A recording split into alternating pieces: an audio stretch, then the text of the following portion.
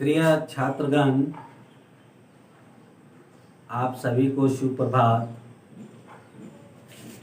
आज हम लोग दो चर वाले रैखिक समीकरण युग्म के विविध प्रश्नावली के प्रश्नों को हल करेंगे। इससे पहले हमने कुछ प्रश्नों को हल किया था और आज आगे के प्रश्नों को हल करेंगे। तो अगला प्रश्न हमारा है प्रश्न संख्या 12। प्रश्न संख्या 12 में कह रहा है कि एक रैखिक समीकरण 2x + 3y = 8 दिया हुआ है। दो चरों के दूसरा रैखिक समीकरण इस प्रकार लिखे कि प्राप्त युगपत समीकरण का ज्यामितीय निरूपण निम्न प्रकार है।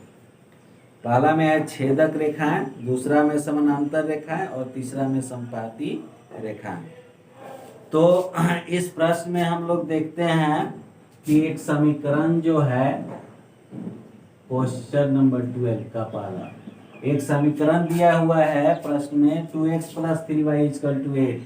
2x + 3y = 8 और कंडीशंस इसमें है, शर्त है कि छेदक रेखा। तो हम लिखेंगे कि चूंकि छेदक रेखाएं होगी, छेदक रेखाएं होगी यदि a/d is not equal to b/e। अगर इस कंडीशन को फॉलो करे तो छेदक रेखाएं होगी। तो इस कंडीशन को फॉलो कराने के लिए है ना, एक समीकरण दिया हुआ है और दूसरा रैखिक समीकरण हमको दो चर वाले रैखिक समीकरण को लिखना है। तो हम लिखते हैं इसलिए अभिष्ट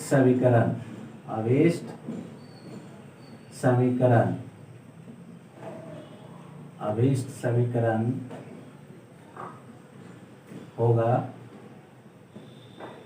अब चलिए a/d, अगर हम कुछ भी लिख देते हैं a/d, यहाँ पर अगर 2x के जगह हम 3x भी लिख सकते हैं, 4x भी लिख सकते हैं, ठीक है।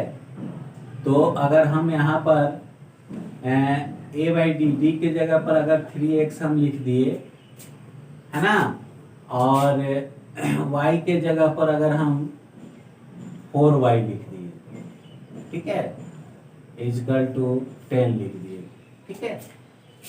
तो हम अगर इस समीकरण से, चलिए यहाँ देखते हैं, समीकरण से a/d करते हैं। a/d हमारा क्या होगा 2/3। इस दोनों समीकरण से a/d हमारा क्या हो जाएगा 2/3 और b/e क्या हो जाएगा 3/4, ठीक है। तो 2/3 और 3/4 क्या इक्वल है? नहीं है ना, ये इक्वल नहीं है। तो a/d is not equal to b/e के कंडीशंस को फॉलो कर रहा है, इसलिए इस समीकरण के लिए छेदक रेखा होने के लिए दूसरा समीकरण हमारा 3x + 4y = 10 होगा, है ना। और भी बहुत सारे ऐसे समीकरण हो सकते हैं, केवल एक नहीं बल्कि बहुत सारे ऐसे समीकरण हो सकते हैं जो दो चर में जो इस कंडीशंस को फॉलो कर सके, है ना। कंडीशंस को फॉलो करने के लिए और भी बहुत सारे समीकरण हो सकते हैं और आंसर जो दिया हुआ होगा वह एग्जैक्ट इसमें नहीं मिल सकता है, क्योंकि कंडीशंस इसमें बहुत सारे होंगे। अब चलिए आगे देखते हैं। नेक्स्ट दूसरे प्रश्न में कह रहा है, समीकरण तो यही दिया हुआ है, एक समीकरण 2x + 3y = 8 दिया हुआ है। अब दूसरा कंडीशंस कह रहा है कि समानांतर रेखाएं, है ना।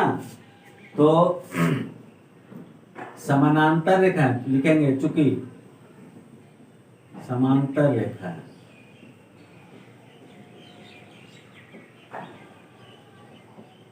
होगा। यदि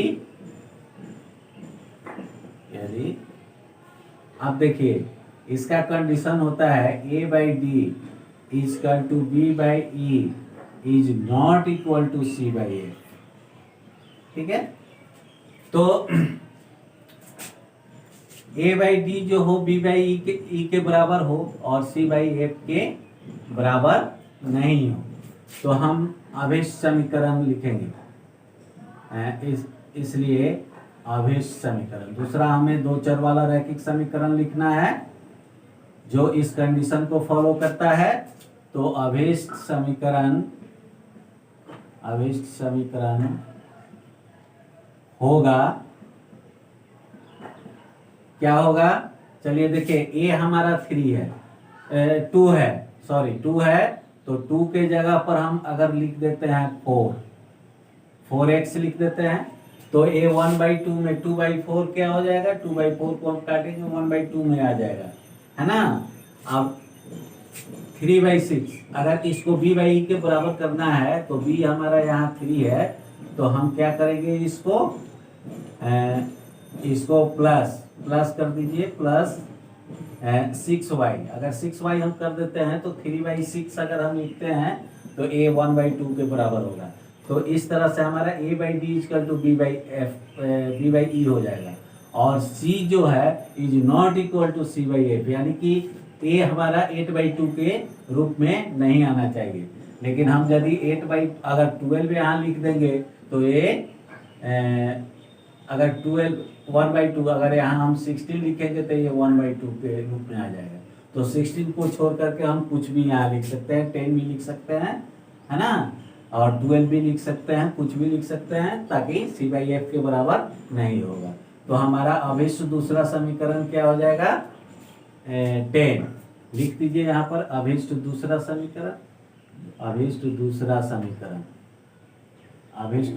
समीकरण दूसरा हमको निकालना है। अब तीसरा कंडीशंस देखते हैं। थर्ड कंडीशंस में दिया हुआ है, अब हम छेदक रेखाएं निकाल लिए, समानांतर रेखाएं निकाल लिए, और तीसरा है संपाती रेखा। तो समीकरण तो हमारा यही है, पहला समीकरण 2x plus 3y equal to 8, और संपाती रेखाएं निकालना है। तो यहाँ लिखेंगे, चूंकि संपाती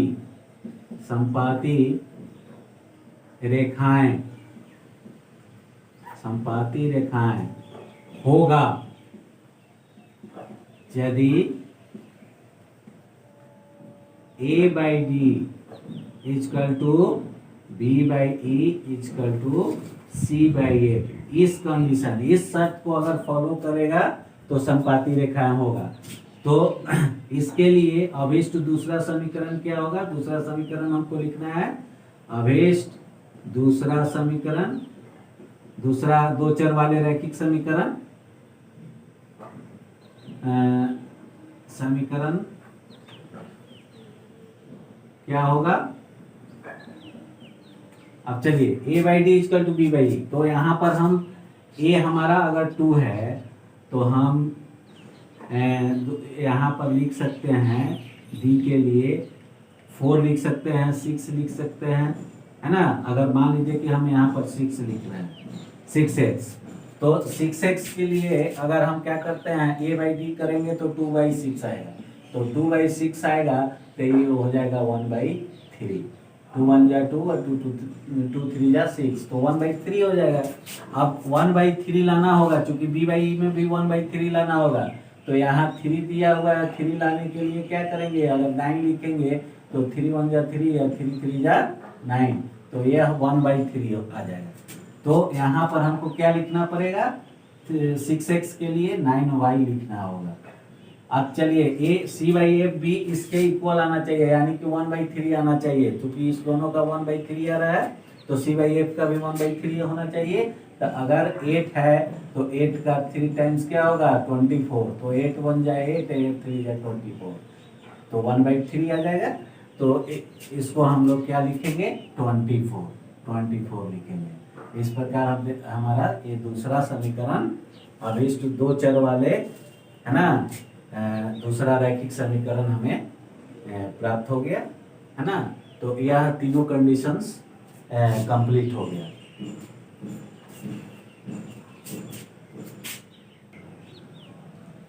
अब अगला प्रश्न हम लोग देखते हैं, प्रश्न संख्या 13।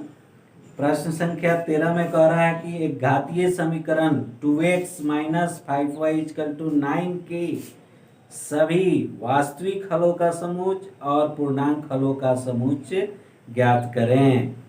तो एक घातीय समीकरण दिया हुआ है प्रश्न संख्या 13 में। समीकरण क्या है? 2x minus 5y equal to 9। 2x minus 5y equal to 9 एक घातीय समीकरण दिया हुआ है और इसके सभी वास्तविक हलों का समूच और पूर्णांक हलों का समूच ज्ञात करना है। चलिए तो इस प्रश्न का हल देखते हैं। इस प्रश्न में क्या है? 2x minus 5y equal to, अगर 9 को हम 4 प्लस 5 कर देते हैं, 4 प्लस 5, तो अगर हम 4 को इधर लाएंगे, बराबर के चिन्ह के इधर लाते हैं तो 2x माइनस 4 हो जाएगा।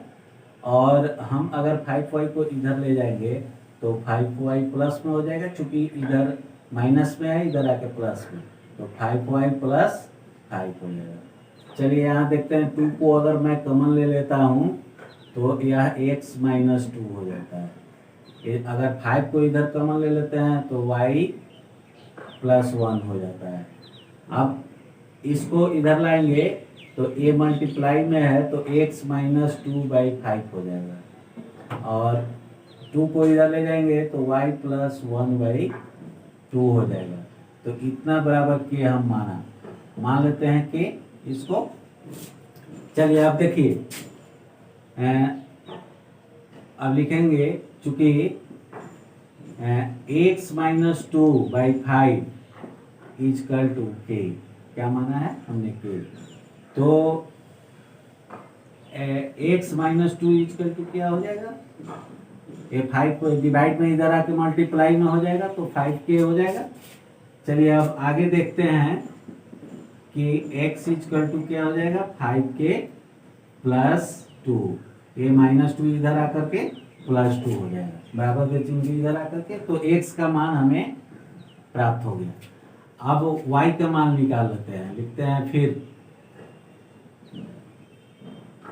है ना।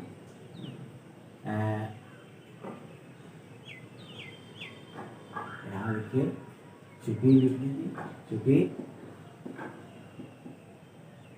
फिर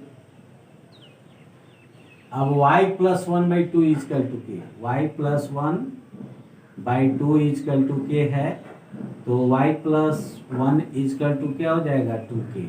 ये डिवाइड में है, मल्टीप्लाई में हो जाएगा, और आगे क्या हो जाएगा? y इक्वल टू हो जाएगा 2k माइनस 1।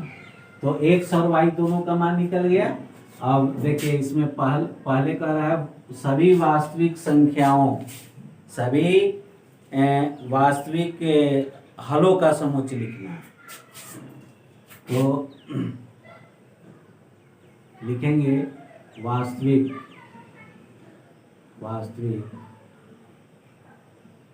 हलों का समूच, हलों का समूच, वास्तविक हलों का समूच। वास्तविक हलों का समूच बराबर हो जाएगा x y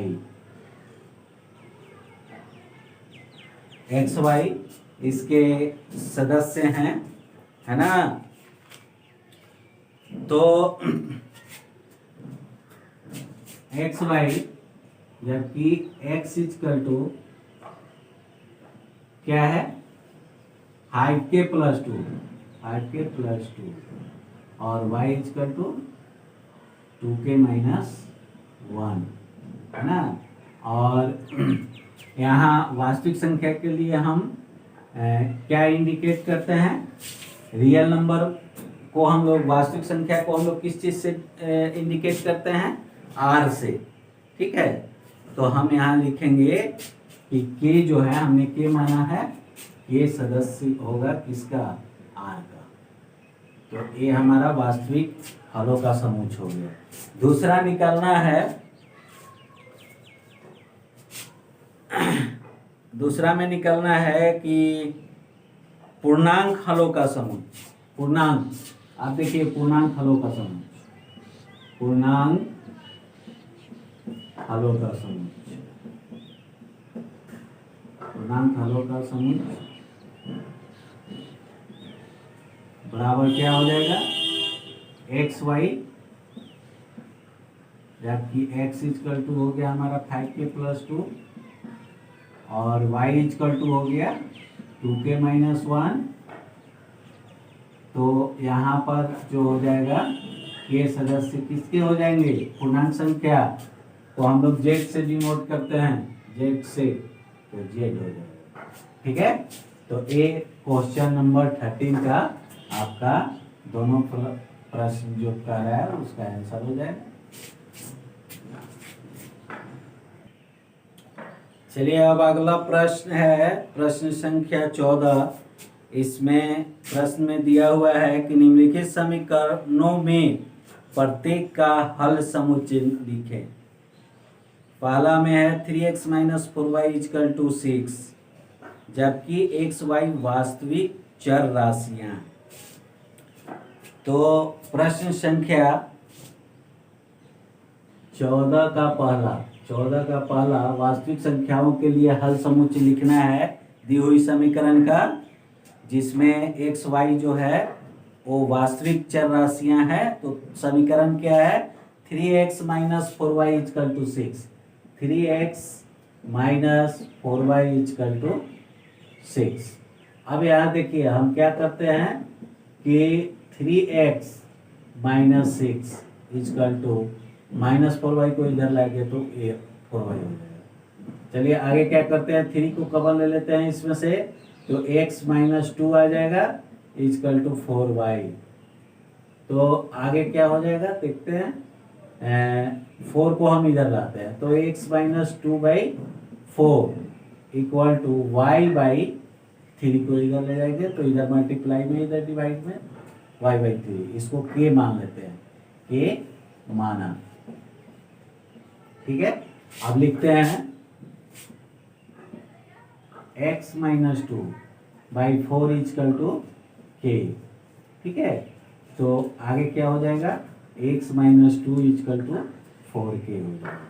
तो x इजकल टू क्या हो जाएगा, इसलिए x इजकल टू हो जाएगा 4k और माइनस 2 को इधर लाएंगे तो प्लस 2 हो जाएगा। तो x का मान हमारा निकल गया। अब y का मान निकाल लेते हैं। फिर क्या करते हैं, फिर लिखते हैं y/3 equal to k, y/3 equal to k। तो y इजकल टू क्या हो जाएगा, 3k, है ना। तो x और y दोनों का मान हमें प्राप्त हो गया। अब लिखेंगे, अब लिखना है हमें क्या, वास्तविक, इसलिए वास्तविक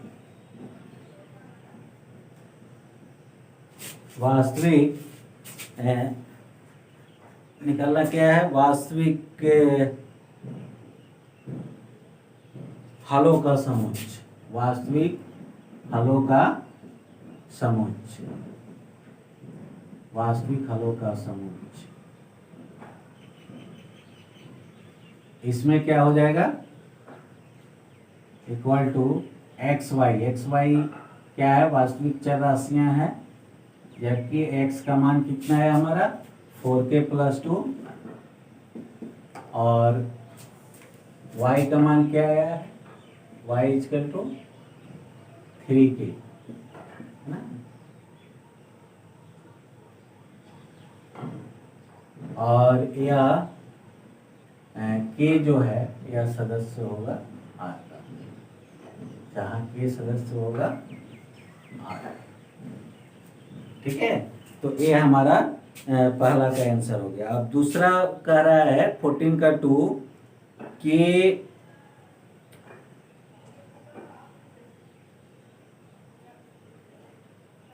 2x plus 3y equal to 11, 2x plus 3y equal to 11, जबकि एक्स वाई दोनों पूर्णांक है तो 2x plus 3y equal to 11 दिया हुआ है। 2x plus 3y equal to 11, ठीक है। तो यहाँ हम देखते हैं कि 2x plus 3y equal to, अगर हम इसको 8 प्लस 3 कर देते हैं, 11 को 8 प्लस 3 कर देते हैं तो क्या हो जाएगा, 2x माइनस 8 हो जाएगा इजकल टू, इसको इधर लाएंगे तो माइनस 3y प्लस 3, ठीक है। अब हम क्या करते हैं कि 2 कॉमन ले लेते हैं इसमें से, तो x माइनस 4 हो जाएगा और यहाँ पर 3 कॉमन ले लेते हैं, है ना। तो ये हमारा हो जाएगा माइनस वाई प्लस 3। अगर 3 कॉमन लेंगे तो माइनस वाई प्लस 3 होगा, अगर प्लस में ले जाना हो तो माइनस 3 हमको कॉमन लेना होगा, माइनस 3, ठीक है। माइनस 3 लेंगे तो ये y माइनस 3 हो जाएगा, y माइनस 3 हो जाएगा, ठीक है। अब हम क्या करते हैं कि x माइनस 4 बाई माइनस 3, है ना, equal to y minus 3 by 2, ठीक है। इजकल टू के मान लेते हैं, के मान लेते हैं, ठीक है। तो यहाँ पर हम क्या करते हैं, 3 को ही कॉमन लेते हैं, नहीं 3 को ही कॉमन ले लेते हैं चाहे, तो यहाँ पर क्या हो जाएगा हमारा, देखिए अब x minus 4 by minus 3 equal to k हो गया। तो x माइनस 4 इजकल टू क्या हो जाएगा, x minus 4 equal to minus 3 k हो जाएगा। ये डिवाइड में है तो मल्टीप्लाई में हो जाएगा, या x इजकल टू क्या हो जाएगा, माइनस 3 के, और माइनस 4 है इधर आकर के प्लस 4 हो जाएगा। तो x का मान निकल गया, फिर y का मान निकाल लेते हैं हम, तो अब लिखेंगे y माइनस 3, फिर y minus 3 by 2 equal to k. तो क्या हो जाएगा, y minus 3 equal to y minus 3 equal to 2k हो जाएगा। तो y इजकल टू, इसलिए y इजकल टू क्या हो जाएगा, 2k प्लस 3। तो x y दोनों का मान निकल गया। अब हम यहाँ देखते हैं, बगल में देखते हैं, y equal to 2k plus 3 और x equal to minus 3k plus 4। तो पूर्णांक हलों का समुच्च, इसलिए पूर्णांक हलों का समुच्च हमें निकालना है। तो पूर्णांक हलों का समुच्च क्या हो जाएगा, हलों का समुच्च